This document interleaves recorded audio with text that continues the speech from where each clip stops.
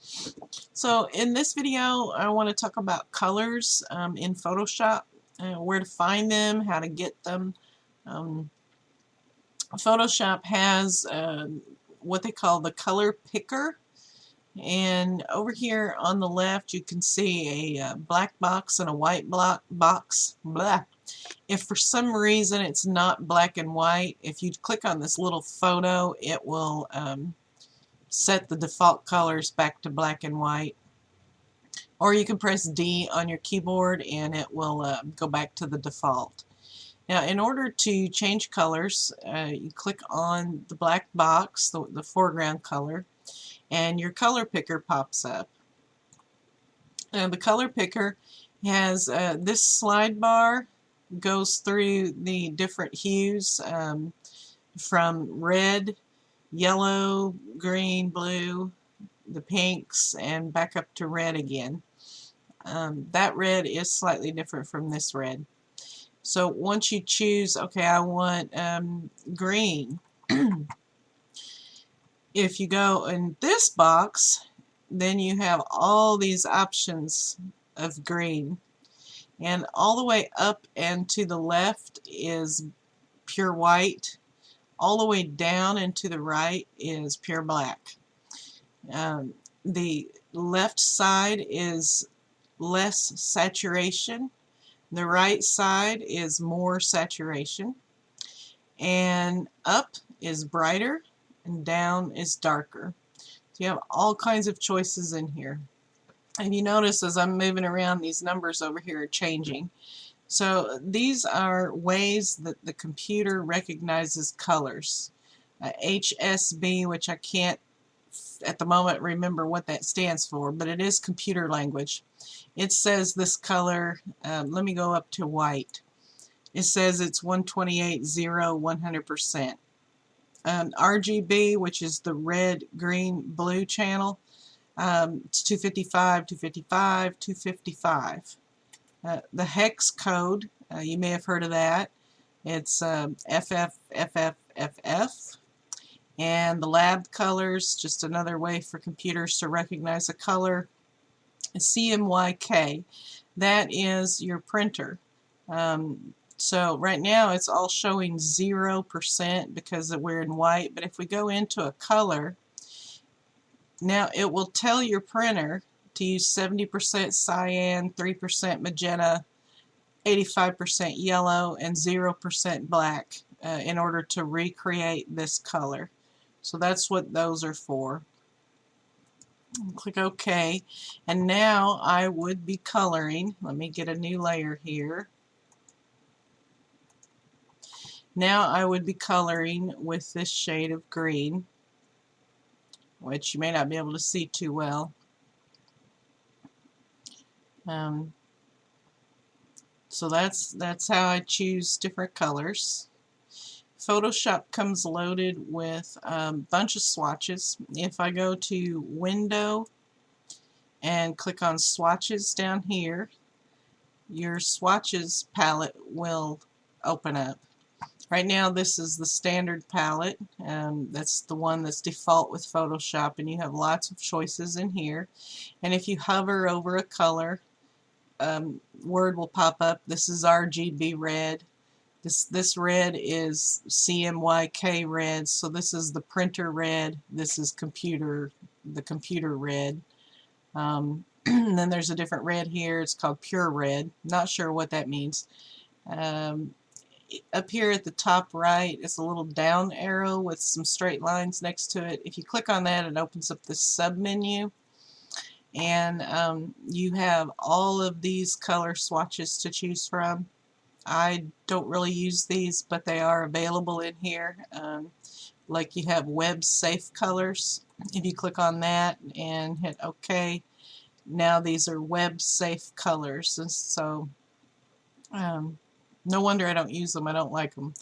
If you do play with this and change it, you can easily go back to your default colors. You just hit reset swatches, and that will bring back the default. This little bar right up here, this shows the colors that I've been using, and the newest is on the left. So that's how I got the color bar on the photos that I posted showing you which colors I used. Is I just copied this. I just did a print screen and copied those so I could show you my colors. If you don't like any of the colors that you see here, or if you can't figure out just exactly what color you want to use, if you go to Teach Me to Color and look in our photos and then click on Albums and go to the very end, you can see here the album color swatches. Winter has uploaded 120 different color palettes for you. And there's just all kinds of different colors in here. Some are made for skin tones. This is my favorite skin tone palette. You have real African skin tone swatches. There's one for Hispanic skin tones in here. There's some just generic ones. There's heritage colors. There are navy, like the navy bars. Here's a cheat sheet to see what colors you should use on those bars if you're doing a military color. And there's looks like some army colors. She has all kinds of colors in here to help you choose just what you're looking for. I would recommend that you go through all of these, and there's pretty much anything you want to find is going to be in here. But if you still don't see what you need, you can go to Google and just do a search for color palettes or color swatches, and you can be specific and say skin color palette or hair color palette. The only thing I would say is if you do a hair color palette, a lot of times, I'm going to click on this one, you'll get something like this, and this shows like hair dye. This is from Clairol. And if you can see, these are not a solid color. They're different colors because of the strands of hair. You want something more like this, where it's just solid hair colors. These are difficult to find, really. So let me go back to Photoshop.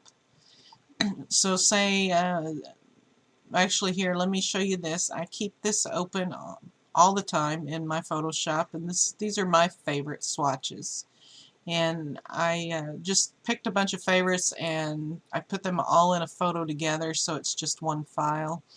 And I can use these to pick my colors. And over here, if you click on the color picker, instead of choosing your color here, you'll notice that you now have a little eyedropper tool. So say I wanted to paint the sky. I can just pick one of these sky blue colors, and now I'll be painting with blue. Or if I wanted to color the trees, and I need several different colors of trees so I can show some depth, I can use like a dull green for the background, and then I can use a brighter, lighter green for the foreground, and that shows depth in your photo. But all your colors are available here. Or if I was doing military, then what color do I paint a Jeep? Or what color is khaki? I have this. This is like a camouflage photo that I found. So those work very well. I hope this helps you find some colors, and I hope it answers all of your questions. I was going to show you a little bit. I was on this photo. So I've colored in the iris, and now I want to color the skin. So what I would do is go to my swatches, click on my color picker, and choose a skin tone. And for some reason, I like this one the best. I have a tendency to use that one all the time. Let me get a larger brush, and then I can paint. I really should put it on a new layer. New layer. Change it to soft light. And then I can paint my skin tone in.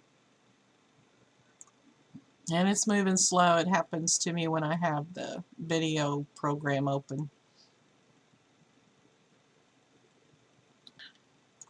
so I can paint my skin tone in. And now I want to add some shading, so I'll do a new layer, because every time I change colors I want to have a new layer. That way I can adjust that color separately from everything else. So I click on my color picker again, and I'm going to go down and to the right here and pick kind of a warm brownish color for some shading. And I'm going to go over the top of that and show some shading here. And I got it in the eyeball. Erase that a little bit.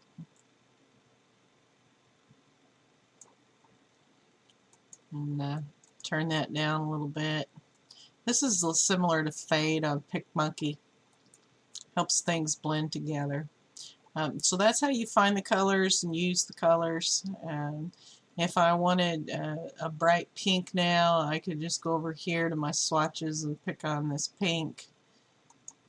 Put a new layer, soft light, and I could color the tear duct in if I had a brush instead of an eraser. Color in the tear duct with the pink. Turn that down. There you go. If you have any questions, let me know, and I hope this is helpful.